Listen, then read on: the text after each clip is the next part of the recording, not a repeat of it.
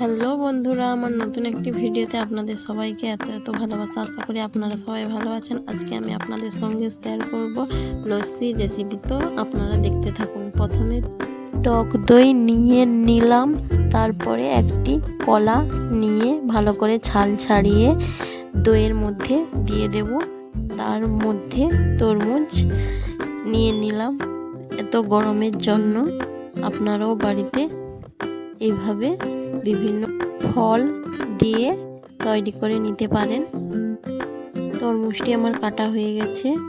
এবার মিক্সিতে দিয়ে দেব। এক টুকরো লেবু কেটে নেব।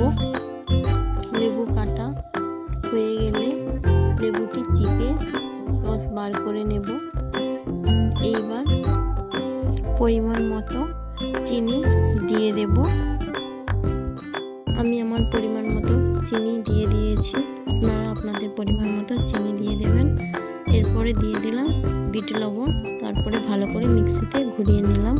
দেখুন একদম রেডি এই গরমে ঠান্ডা ঠান্ডা লস্যি। সো আপনারাও বাড়িতে এইভাবে ট্রাই করুন।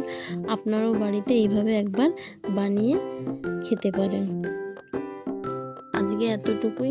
যদি আপনাদের আমার ভিডিওটা ভালো লেগে থাকে তো একটা লাইক করে কমেন্ট করে পাশে থাকুন।